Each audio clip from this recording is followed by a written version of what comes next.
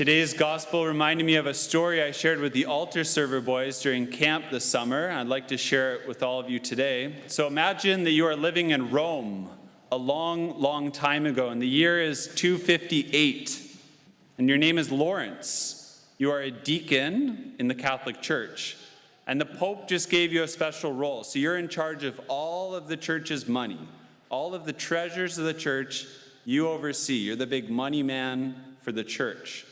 But this is a really hard time for this job because it's illegal to be Catholic at this time. And Emperor Valerian, he hates Catholics. And so it's common day in, day out to hear of your friends being martyred for their faith. And one day you get a knock on the door, and it's a Roman prefect. He's got a squad of soldiers behind him, and he hands you a bill, and you read it, and it gives you devastating news. First, you read, the Pope, your beloved Pope, has just been executed at the Colosseum, and you're given 3 days to hand over all of the church's treasure to the Roman prefect, or else you're next. Okay, so imagine with me, you're Lawrence. What are you going to do? Maybe try to pay off the Roman prefect, slip him a golden chalice or something, see if he'll buy it. Or maybe you'd run away for safety.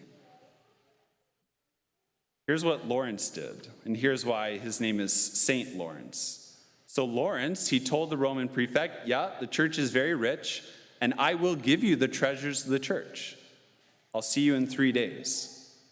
Over the next 3 days, he went throughout Rome, and he met all of the poor, the crippled, the blind, lame, widows, orphans, lepers, and he told all of them his plan.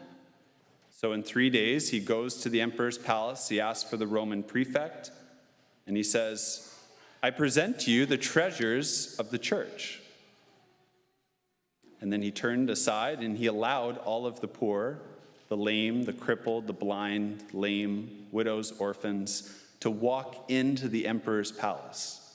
You could just picture probably the look upon the emperor and the Roman prefect's face when they see hundreds of the poorest of the poor walk into the palace. And they were so furious that Lawrence did this that they ordered him to be executed in the worst way possible. Raise your hand if you remember the martyrdom of Lawrence. Anyone? Okay, a couple of people. This martyrdom gave St. Lawrence the title as the patron saint of both cooks and comedians. So it's a pretty good one. What happened was the Roman soldiers brought Lawrence into the Colosseum. They assembled this huge gridiron with coals underneath. Imagine just a huge barbecue. And they placed Lawrence on top of the barbecue, and then they roasted him alive, hoping that he would just be crying out and begging for mercy. Imagine being roasted on top of a huge barbecue. But Lawrence was so filled with supernatural joy and love of God that first he said, I offer myself to God as a sacrifice. And he prayed for the conversion of Rome. And then he turned to his executioners, and just picture this, he's on top of a barbecue being roasted alive, and he looked at his executioners who were holding him down with iron forks, and he said perhaps the most comedic and kind of dark comedy line in all of church history. He said to them, you can turn me over now, I'm done on this side. God has given each one of us 3 resources for our life. God has given each one of us time, talent, and treasure. And with these 3 resources, time, talent, and treasure, we can be stewards of them, or we can be owners of them. And St. Lawrence and the widow in today's gospel are beautiful examples of stewards of these resources. They see their resources, their time, talent, and treasure as God's property, God's gifts that they have been entrusted with for a specific time here on earth that'll eventually be given totally back to God. So these are on loan for them. So for St. Lawrence, he saw his time and talent as something God has given him, so he freely gave it back to be a deacon in the Catholic Church. And then he just gave everything in that Colosseum to God. He offered his whole life up to God. And the widow in today's gospel is a beautiful example of a steward as well. She's someone who gave all of her treasure back to God before her death. She knew that the money she had is not really hers. It's on loan from God. And so what better thing to do before her death than to just freely give it back to God, and then at the end of her life, all she has, just open hands to receive everything from God. To contrast these beautiful examples of stewards, we have examples of owners as well. The Roman prefect, he's a sad example of an owner. He wanted to take everything for himself, for his own pleasure. He wanted to consume all of the church's treasure for his own use, to abuse his power. And the scribes in today's gospel are also examples of owners. We hear that they wanted to take the best seats in the synagogues and places of honor at the banquets because it's all about their own ego boost. They see everything for themselves. And right now I'm reading The Lord of the Rings, and if you've read The Fellowship of the Ring, I see another great example of this contrast between stewards and owners. So an owner is Gollum. He wanted to possess the ring, and it consumed his life. And by being so consumed about himself, it transformed him from a simple hobbit into a hideous and treacherous creature. So his desire for the ring, it was my precious. It ruined his life. And Tom Bombadil, to contrast Gollum, is a beautiful example of a steward. You see all of his time, talent, and treasure just being freely given to the hobbits. He is totally free and joyful, and even when he gets the ring, it does not possess him. He is totally detached, totally free, totally joyful. So right now you might be thinking, okay, if I look at my time, my free time, my talents, the gifts I've been given, and the treasures that I have, my money, my resources, where am I at? Am I a steward? Do I see these as God's time, God's talents, God's treasure that he's given to me for just this short time here on earth? Or do I see them as mine? It's my time, my talent, my treasure, my precious. Because if you have this ownership model where it's my precious, it really will ruin your life. We all know the experience of it, trust me, myself included, where you get so self-centered, self-consumed with what you have, it'll ruin your life. But today, I'd like just to apply it to our parish here at Corpus Christi. Matthew Kelly, he conducted a survey in which he was trying to see if the Pareto principle was valid for the Catholic Church. So most of you would know the Pareto principle. 80% of a business's output comes from 20% of its employees. So he wanted to see if that was valid in the church. So he conducted a big survey, and he was shocked at the results. He actually found that the Catholic Church is the only institution that totally deviates from the Pareto principle.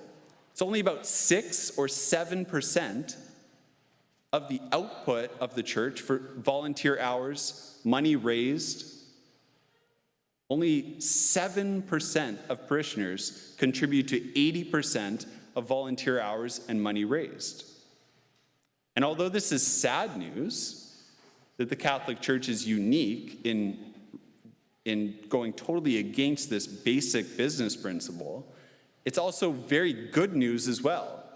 Because if we look at Corpus Christi, if we can achieve what we've done so far with 7% of parishioners, what could we do if we had 9%? What could we do if we had 11%? We have, say, 2,000 parishioners. What if every year we added another 20 or 40 people who decide to have this conversion from an ownership model of your time, talent, and treasure to a stewardship model, where you looked at, God has given me this time, whether it's a lot or little, these talents and these treasures, and I'd like to give freely back to God. Imagine the transformation that would happen, because that's what this parish is meant to be. It's meant to transform this area of Vancouver. People are supposed to know that Corpus Christi, there's something really good happening here. And if we only have 7% of people that are willing to add to make a difference, it's not going to happen. We need people to rise up, to convert from this ownership model where it's all about me, myself, and I, my precious, to a stewardship model. One practical way is to reach out to Father Hamilton and myself, send an email and say, I'd like to make a difference. Here's the amount of time I have, whether it's a little or a lot. Here are the talents that I have. Or maybe you don't know your talents. You could say, help me to discover my talents. Or maybe you could say, here's the amount of money I could give, where would be the best place to put it? And if you're still in your mind thinking, okay, either you might feel really old and you don't have the capability to contribute, or maybe you feel like you're a young parent and you're just totally maxed out, I have good news for you as well. As St. Lawrence, remember what he did? He went to all of the poor, the widows, orphans. He said, you are the treasure of the church.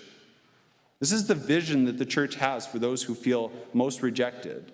Mother Teresa, she contributes the real success of the Missionaries of Charity Apostolic Outreach to this action in which the sisters would go to the hospitals and they would find all of those people who are suffering and say, please, can you offer up your sufferings for all of the apostolic work that I'm doing?